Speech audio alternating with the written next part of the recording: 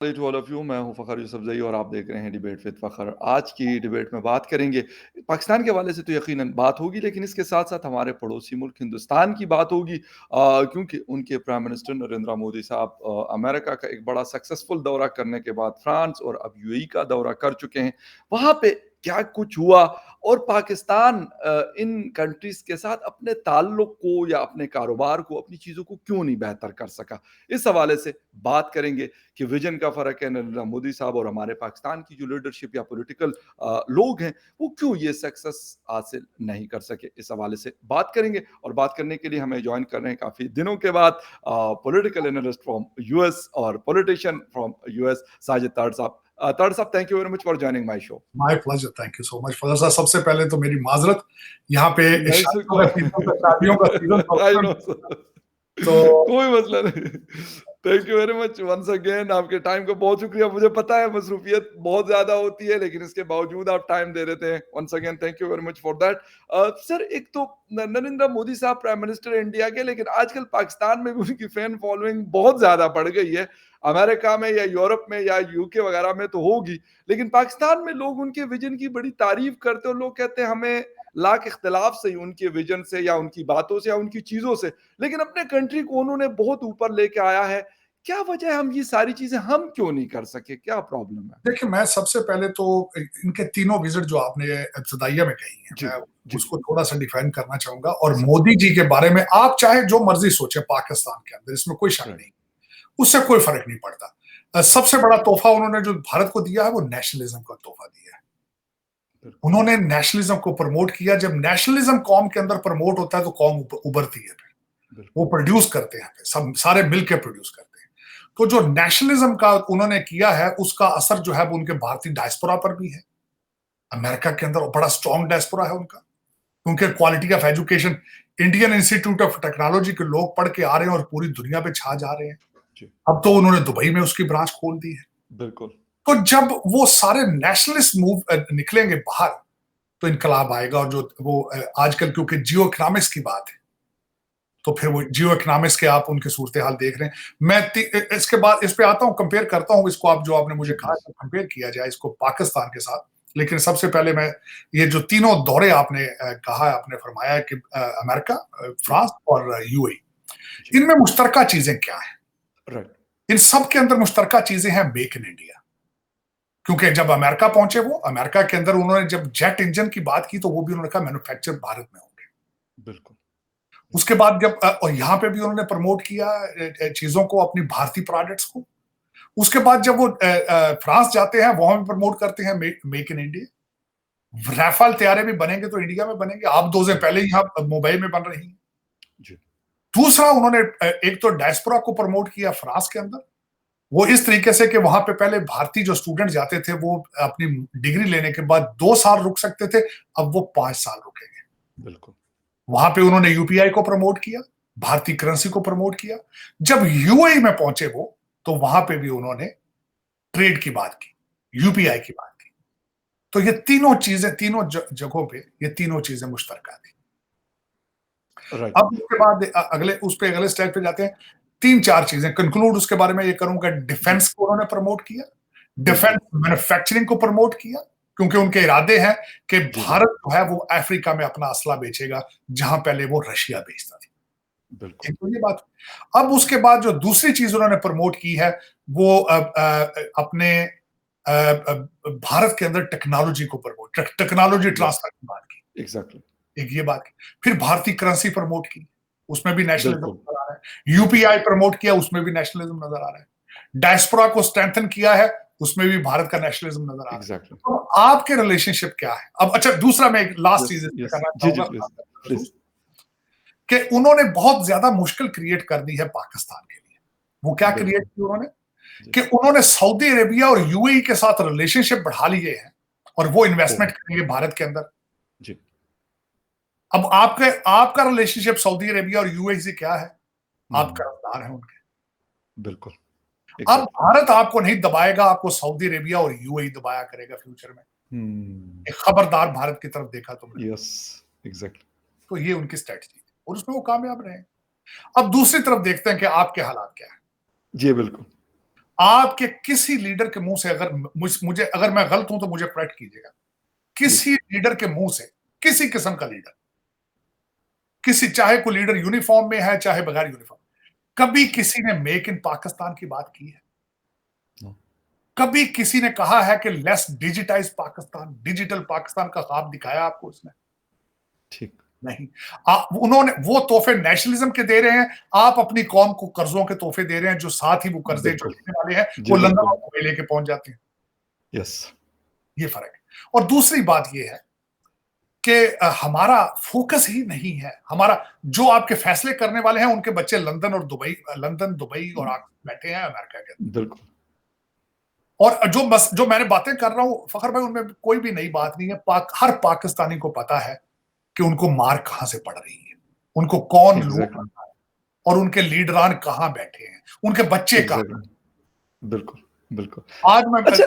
जी मैं जी। खास कर बताना चाहूँ, बल्कि इसके बाद डिस्कस करते हैं, खासकर वो टिम सेबेस्टियन का मैं इंटरव्यू, उसको भी डीडब्ल्यू वाले को डिस्कस। एग्जैक्टली सर, उसी पे बिल्कुल मैं आ रहा हूं, लेकिन मुझे सर ये बात समझ नहीं आ रही कि हम आईएमएफ से लोन के लिए बहुत मतलब नाक रगड़ते हैं, बड़ी मुश्किलें, फिर यूएई, फिर सऊदी अरेबिया।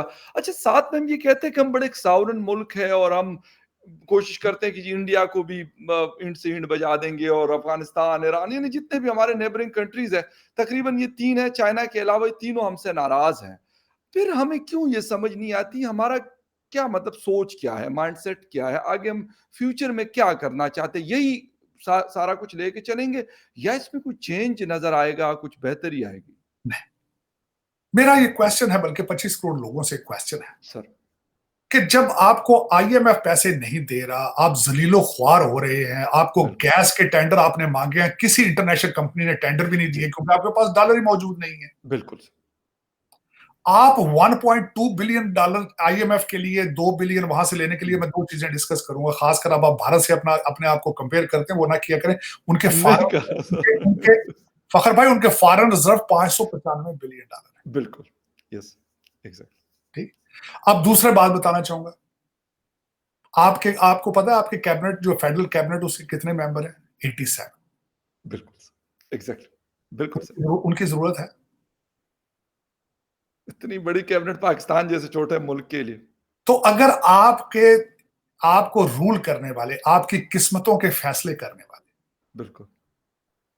अगर उनको 87, और वो एक ऐसी गवर्नमेंट है जो इस्लामाबाद से बाहर उनकी कोई कोई मानता भी नहीं, बिल्कुल। वो रेट ऑफ गवर्नमेंट है ही एग्जैक्ट। नहीं। और वो 87 लोग हैं, 90,000 गाड़ी फेडरल गवर्नमेंट ओन करती है, यस सर। बिल्कुल। जिनकी मुरम्मत और पेट्रोल जो है वो अमेरिका, पाकिस्तानी गवर्नमेंट का जो है वो। या। और गवर्नमेंट चलाने वाले कौन है? वो हमारे हमारे सारे फौजी भाई। एग्जैक्टली। मेरा एक क्वेश्चन है आपसे, बल्कि 25 जी। करोड़ लोगों जी। से, अगर आपकी जरायत भी फौज ने करनी है, बिल्कुल। आपकी हिफाजत भी उन्होंने करनी है, चलाना भी, तो फिर ये मिनिस्ट्रियां बंद क्यों नहीं कर देते? सर, इकोनॉमी के लिए पैसे मांगने भी तो जनरल साहब जाते रहे ना, बाजवा साहब भी और आसिफ मुनीर साहब भी। आप पे बिल्कुल, आप पे एतमाद ही नहीं किसी को, जी बिल्कुल। कोई देता भी नहीं पैसे। तो फिर ये एग्जैक्ट। मिनिस्ट्री और 90,000 गाड़ियां और ये अफसरान, इनका ये बंद बिल्कुल। करेंगे सारा कुछ? इसकी कोई जरूरत है आपको? कोई बिल्कुल जरूरत सही। नहीं। एग्जैक्ट। तो दर हकीकत आपको सब चीजों का पता है, लेकिन आप कुछ, एक तो पाकिस्तान बना सकता है जो सबसे ज्यादा अच्छा तरीके से, वो लोगों को बेवकूफ बना सकता है, और इसके अलावा कुछ नहीं बना सकता। एक तो 25 करोड़ लोग, आपने यहाँ जो 25 करोड़ लोग हैं उनको बेवकूफ बना के रखा है, आपके 10,000 लोगों ने। और दूसरा, आपको हमेशा ये गलतफहमी रही है कि हमने शायद दुनिया को बेवकूफ बना रखा है। बिल्कुल ठीक। ये जो चाइना पैसे दे जाता है, दुबई दे जाता है, ये कर जाता है, अब वो दौर, आप after the fall of Kabul you have become irrelevant. आपका कोई इस वक्त रेलिवेंस नहीं है। अब सिर्फ एक रेलिवेंस रह चुकी है, मैं बताता हूं। जी।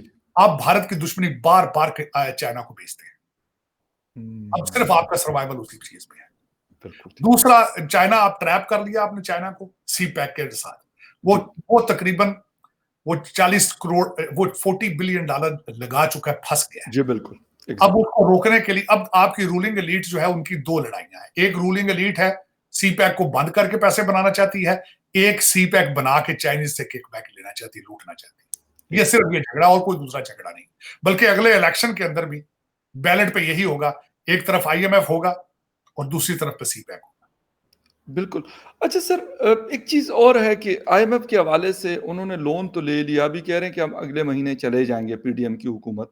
लेकिन सिर्फ़ इलेक्ट्रिसिटी का एक यूनिट ₹50 का हो गया कि एक नॉर्मल घर का बिल जो 2-3 हज़ार से ज़्यादा नहीं आता था सर, अब 10 से 15 हज़ार रुपए एक नॉर्मल घर की बात कर रहा हूँ। अगर थोड़ा-सा बड़ा घर है तो 50 हज़ार का बिल कहीं नहीं गया। और ये कहते हैं कि हमने अवाम को बड़ा जिसे कहते हैं अवाम के लिए हमने बड़ी कुर्बानी दी। आपको लगता है कि ये कुर्बानी दे के जा रहे हैं, हमें फँसा के तो जा रहे हैं, इनको तो खुद कुछ भी नहीं होता, ना इन्होंने बिल देना है, ना इनको कुछ और करना है। हाँ साहब, ये लंदन, देखिए लंदन से आए हैं, कोई लूट-लाट के जी, वापस चले जाएँगे, ये लंदनवासी लोग हैं, इनका यहाँ पे क्या है? किसी का बच्चा यहाँ बता दें मुझे, कोई नहीं है। किसी कोर कमांडर के घर में किसी का, आपके लीडर का बच्चा घुसा है कभी? किसी जलसे में देखा है किसी के बड़े लीडर का हुँ, बच्चा? कि 2 नाम ही बता दें किसी के बच्चे के जो जलसे में आया हो। नहीं है सर। तो फिर ये बराबर लोगों को बेवकूफ बनाया इन्होंने खामखा। और दूसरी एक और मजे की बात है, जी, बिजली महंगी कर दी है, पेट्रोल सस्ता कर दिया, लेकिन देखे ना ड्रामाबाजी सारी। बिल्कुल, देखिए ये कर यस। रहे हैं हम। रिलीफ दे रहे हैं, रिलीफ किस बात की है? अब मुझे ये बताएं, बिजली महंगी की है, उसका साथ तूफान आएगा आपकी महंगाई का, क्योंकि हर चीज बिल्कुल है महंगा सर। किस चीज पे होती है? बिजली पे होती है। फैक्ट्रियां चलती हैं बिजली पे चलती हैं, हर चीज महंगी बिल्कुल होती ठीक। है। और दूसरे उसमें बात ये, मैं यहाँ पे आप बिजली की बात की है, जी, पड़ोसी मुल्क के अंदर पंजाब और दिल्ली में बिजली फ्री है गरीबों के। Yes sir. 300 यूनिट तक सर फ्री है। लेकिन उसमें वजह ये होती है ना, एक तो आपने भारतीय खबरों का जो है वो सेंसर, उस पर बैन लगा रखा है ताकि बंद लोग है, तरक्की ना कर जाएं कहीं, बंद है। ताकि ये उनकी तरक्की को देखकर कहीं परेशान ना हो जाए 25 करोड़ लोग। और दूसरा ये कि आपके 25 करोड़ लोगों को ड्रामा भी उन्होंने ऐसा बताया, वो गाने उन्हीं के सुनते हैं, सिद्धू मूसे वाले के पीछे परेशान है, शाहरुख खान के सारे मुरीद हैं, लेकिन बिल्कुल तरक्की ठीक। नहीं देखनी उनकी, तरक्की नहीं देखेंगे बिल्कुल कि वो तरक्की किस तरह कर, चांद पे किस तरह जा रहे हैं, ये नहीं देखना। सर यही बात बिल्कुल सही कह रहे हैं। अभी मतलब कश्मीर के हवाले से कश्मीरी दोस्त इस तरफ भी काफ़ी सारे मेरे दोस्त जर्नलिस्ट यहाँ इस्लामाबाद में होते हैं। उनसे जब बात होती है तो वो यही कहते हैं कि भई आप लोग बेशक ठीक है वक़्ती तौर पे एक आपने दबा के रखा हुआ है कि हम नहीं कुछ कहते या कुछ नहीं करते। लेकिन कहते हैं कि कब तक कि वो एक साइड ऊपर की तरफ जा रही है और दूसरी साइड नीचे से नीचे की तरफ जा रही है, तो कब तक ये होगा?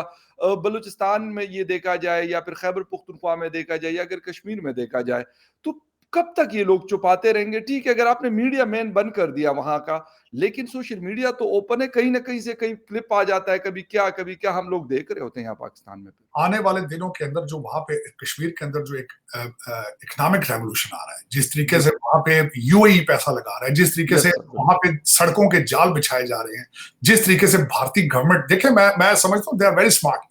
वो यस, उन्हें जंग करने की जरूरत ही नहीं है, उन्होंने उनको बिल्कुल, ज्यादा कुछ करने की, जब खुशहाली आएगी जिंदगी में, मैं छोटी सी आप दो चीजें बताना चाहूंगा। सर, जब भी लोग खुशहाल होते हैं वो लड़ाई झगड़े से घबराते हैं।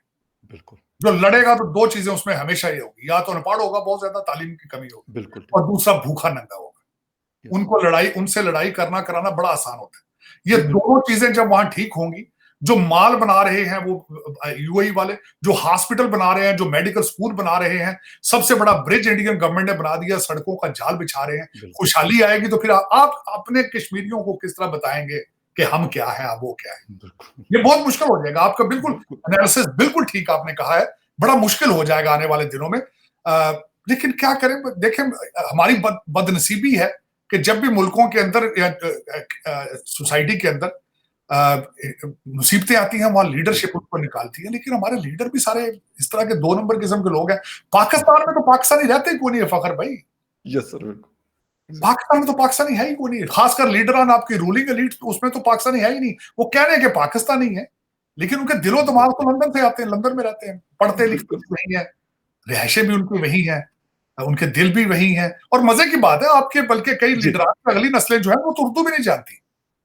यस, आपके अगले नहीं आती अगले उनको जो भी, रूलर आ रहे हैं, फ्यूचर रूलर, उनको तो उर्दू इस्लाम का कुछ पता नहीं। बिलावल साहब उनमें से एक हैं। यस, दूसरे अभी मरियम आई नवाज एग्री। का बच्चा जो है, वो शायद उर्दू जानता हो कुछ टूटी-फूटी, लेकिन वो भी जुनैद ऑक्सफोर्ड सफदर, या वो जुनैद साहब, आपकी अगली रूलिंग जी। एलीट जो है, उनको उर्दू नहीं आती, आपको गुजारा करना पड़ेगा गूगल ट्रांसलेशन के साथ। बिल्कुल सही अच्छा दर्द साहब एक इंटरव्यू डीडब्ल्यू को दिया है इमरान खान साहब ने, मतलब वो कह रहे हैं कि हमारे खिलाफ क्रैक डाउन है, बहुत सारी चीज़ें हैं। इज़राइल की जो रिप्रेजेंटेटिव थी उन्होंने भी कुछ दिन पहले यूनाइटेड नेशन में कहा कि ह्यूमन राइट वायलेशन हो रही है पाकिस्तान के अंदर।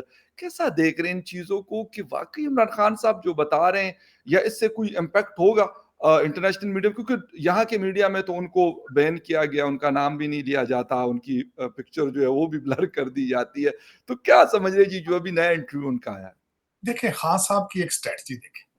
खान जी, साहब जब उर्दू वालों से बोलते हैं, किसी और टोन से बोलते हैं, अय्या का नाम दो, भैया का बिल्कुल।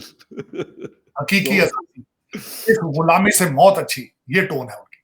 बिल्कुल, टिम बिल्कुल। सेबेस्टियन से बोलते हैं, लगता है वो सिर्फ या तो अपने यहूदी सपोर्टर्स को, इजराइल को सुना रहे हैं चीजें, या फिर गोरा माइंड जो है यहाँ अमेरिका का उनसे, जिस तरह फॉक्स पे अगले दिन उन्होंने कहा, उन्होंने बिल्कुल, कहा ओसामा बिन लादेन दहशतगर्द है। पहले अब तक उर्दू वाला को कहे तो कहते नहीं वो तो शहीद। शहीद। ये मैं समझता हूँ टिम सेबेस्टियन जो है इसने कमाल कर दिया है। मैं ज्यादातर जो वेस्टर्न इंटरव्यू लेने वाले जर्नलिस्ट होते हैं उन्हें पाकिस्तान के हकायक का नहीं पता होता। लेकिन टिम सेबेस्टियन जो है उसने बड़ा कमाल किया।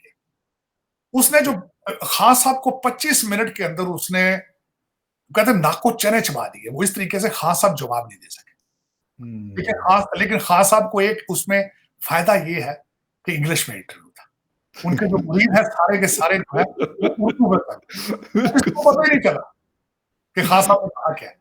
मैं कुछ पॉइंट जो मुझे सबसे ज्यादा स्ट्राइक किए हैं, उसने ये कहा कि क्योंकि फौज, आपने ट्वीट में भी कुछ चीज़ें लिखी हैं, वो आप जी, जी, प्लीज़। मैंने यही लिखा ना कि बड़े जी, लकी हैं हमारे मुर्शद जो है, बहुत लकी हैं बिल्कुल। क्योंकि उनके सारे मुरीद सारे अनपढ़ हैं, सारे वो उर्दू में चल अनपढ़ है, बिल्कुल, हाँ, इंग्लिश कई नहीं एमए समझ। एमए भी करके इंग्लिश नहीं जानते और उनको ऐसे रखा गया है कि इंग्लिश नहीं जाननी, क्योंकि तुम पाकिस्तानी हो और पाकिस्तान में इंग्लिश बैन है, ये कुफर है कि तरक्की नहीं करनी। अब उन्होंने जो खासकर जो टिम सेबेस्टियन ने पहला क्वेश्चन, पहला जो जैब मारा उसने, वो हैरानगी वाली बात थी, बड़ा जबरदस्त जैब था। जी, उसने कहा जी खान साहब, फौज अगर आपको सपोर्ट करे तो 1 पेज फिर ठीक है। खान साहब ने कहा नहीं जी, मेरी तो इनके साथ झगड़ा शुरू हुआ एक्सटेंशन पे। तो खान साहब आप भी तो उनको लाइफ टाइम एक्सटेंशन देना चाहते हैं, बिल्कुल। बाजवा साहब। बाजवा साहब, आप भी 3 दफा छुप छुप के उनसे मिले हैं, कोई जवाब है आपके बिल्कुल, पास? एक्सटेंशन आप तो कह रहे थे लाइफ टाइम ले लो भाई। बिल्कुल। फिर उसके बाद उन्होंने कहा कि तो आप रेडिकल ताहिरुल कादरी के साथ यहाँ पे, एक वो रेडिकल आदमी था, 3 बंदे मारे गए थे यहाँ पे, आप उनके साथ फिर रहे थे। फिर कज़न उन्होंने कहते कहा, थे उनको। हाँ जी बिल्कुल। फिर उन्होंने कहा जी आपने असेंबली से रिजाइन कर दिया, ये कौन सी डेमोक्रेटिक हाँ, वैल्यू? जी, और मुझे अभी तक याद है कि परवेज मुशर्रफ को सपोर्ट करते रहे हैं, ये वोट देते रहे बिल्कुल, उनको। बिल्कुल, फिर उसके बाद उन्होंने कहा बिल्कुल, 2013 के इलेक्शन को आप उनके रिजल्ट को मानते नहीं थे, फिर आपने चैलेंज किया कि मैं नवाज शरीफ के घर में घुस के उसको मारूंगा। ये कौन सी बिल्कुल, डेमोक्रेसी है? फिर उन्होंने कहा कि आपके दौर के अंदर ह्यूमन राइट्स और जर्नलिस्टों के साथ क्या क्या डील। बिल्कुल, बिल्कुल। खान साहब उसका कोई जवाब नहीं दे सके। खान साहब ने फिर ब तालिबान पे बात आई, उसने कहा कि तालिबान को आप सपोर्ट करते रहे, वहां पे खवातीन को अब वो कोड़े मार रहे हैं, इसके बारे बिल्कुल, में आप बार बार बताएं। खान साहब जरा चुप शर्माते रहे उससे। खान साहब ने उसको अपने पाकिस्तान के सिलेबस पर ले गए, कहते यहाँ उर्दू, फिर बल्कि उसने इनकी कौमी असम्बली की एक तकरीर की मैं बात की, जी। जिसमें इन्होंने कहा था कि आपने गुलामी की शक्ल्स तोड़ दी, तो कहते जी मैंने तो उर्दू में कहा था ना, उर्दू को लोग उर्दू। बिल्कुल, बिल्कुल। हाँ साहब, तो यस, आपके बच्चे उर्दू जानते हैं? फिर सिलेबस को ब्लेम करते रहे पाकिस्तान को। आपके बच्चे यहाँ पढ़ते हैं? ये कौम के लोगों को बेवकूफ बना रखा है जो सिलेबस पढ़ रहे हैं। अगर सिलेबस पे हुँ, शिकायत की तो 3.5 साल में चेंज करते उसको। बिल्कुल, लेकिन एग्ज़ैक्टली। खान साहब की उन्होंने सारे के सारे, उन्होंने मेरा बहुत जबरदस्त इंटरव्यू था। और उसकी सबसे बड़ी मिसाल ये मिलती मिलती है कि डॉक्टर मुईद पीरजादा साहब को बहुत ज्यादा तकलीफ हुई है, वो उनकी चीखें। बिल्कुल, क्योंकि आपके यहाँ अमेरिका में मौजूद है और मैं उनको ट्विटर पे कभी-कभार मतलब ऐसी-ऐसी उल्टी-सीधी बातें करते हैं, लेकिन ख़ैर। सर, आपने बिल्कुल बात की, उन्होंने कहा कि उन्होंने ज़ंजीर गुलामी की तोड़ दी 2021 में, इमरान खान साहब ने कहा।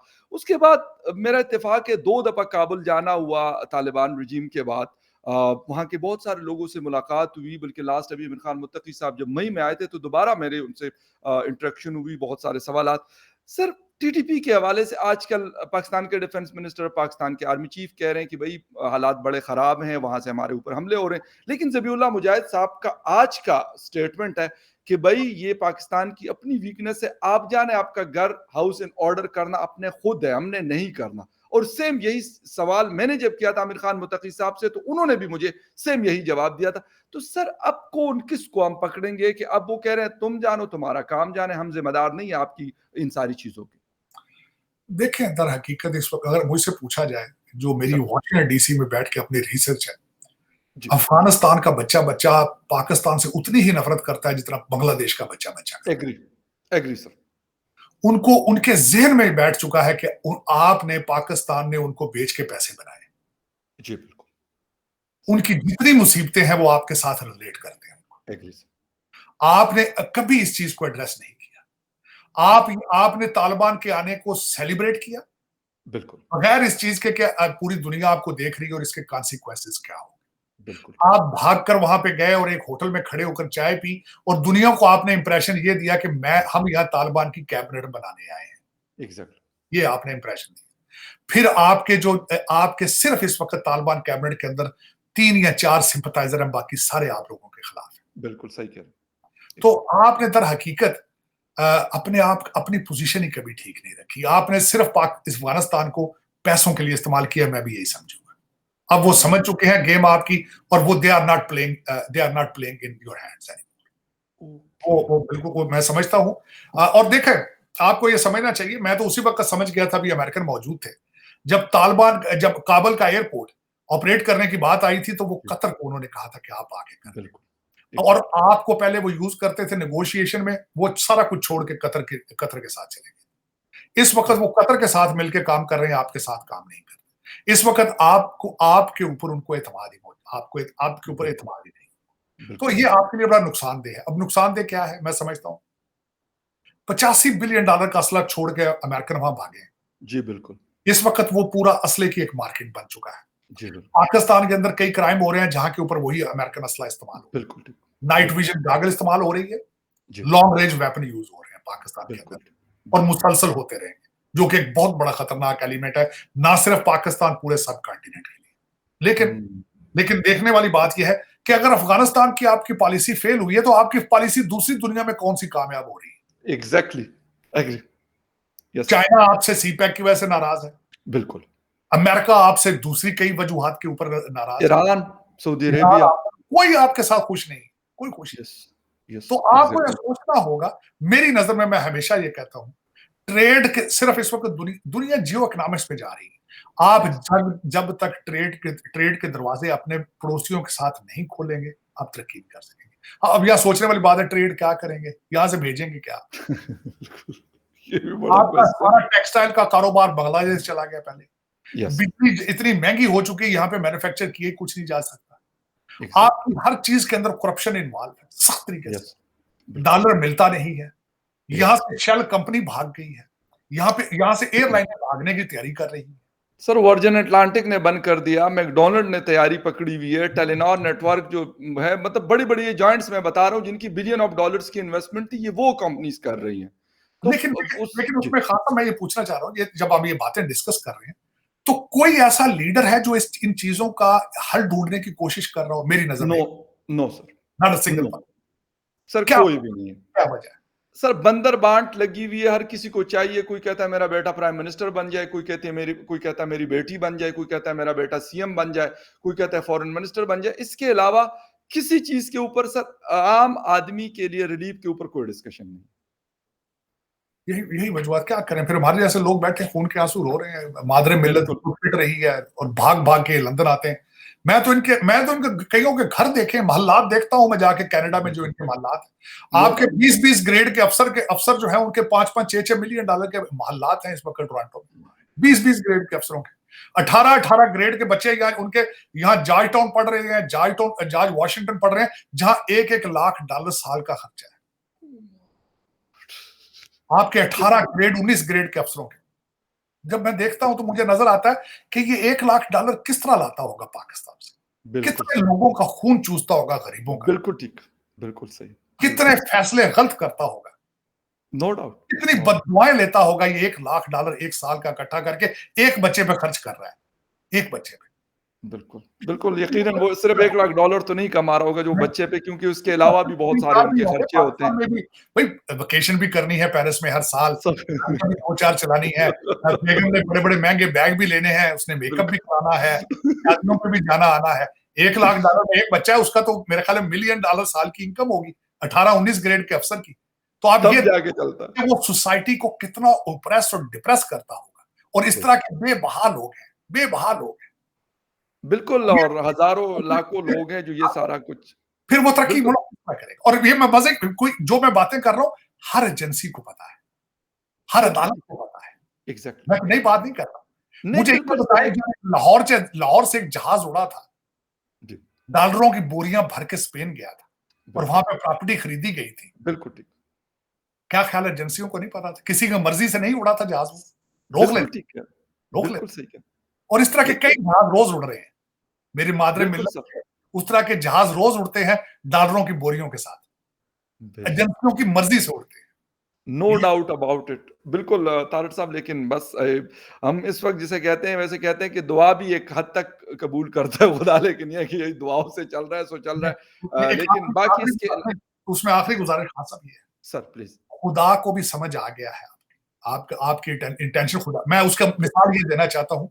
मैं जब भी सऊदी अरेबिया गया, जी, मैंने सबसे ज्यादा लोग हरम शरीफ के अंदर या मस्जिद नबी में देखे हैं पाकिस्तानी, और मेजॉरिटी उसमें से करप्ट होते हैं। बिल्कुल जितना सही। आपका जखीरा दोस्त हाजी यहाँ फिर रहा है पाकिस्तान में, मेजॉरिटी उनमें से 27वें रोजे पर ये मक्का मदीना होते हैं। बिल्कुल, खुदा को भी पता चल गया है कि ये डाके मार के आके यहाँ स्लेट साफ कराने आते हैं। ये इस्लाम ये नहीं है। मैंने लोग खाना काबा को पकड़कर रोते चीखते देखे वहां पे। मैं हमेशा एक ही सवाल करता हूँ, जब डेली बेस पर जुल्म करते हो उस वक्त खुदा को भूल जाते हो? यहाँ सही बात। चीखने से वहां खुदा मौजूद नहीं है पाकिस्तान में। यहाँ बिल्कुल, सिर्फ हरम शरीफ में खुदा मौजूद है। उस वक्त बेशक। जब जुल्म करते हो गरीबों पे, उस वक्त खुदा कहाँ होता है? वो खुदा आपको बिल्कुल, समझ आता है। खुदा खुदा एक मैं बात कहूंगा, खुदा दिलों जी, के हाथ जानता है। खुदा दिलों के बेशक। हाथ। बिल्कुल तारिक साहब, बिल्कुल एग्ज़ैक्टली, और यही वाली बात इस पे एंड करूँगा। आपका शुक्रिया वन्स अगेन, बहुत शुक्रिया सर, आपने शो जॉइन किया। And viewers, thank you very much for joining debate with Fakhar Yousuf ji. किसी और डिबेट में फिर मिलेंगे, तब तक के लिए take care and bye. Thank you sir. Thank you very much.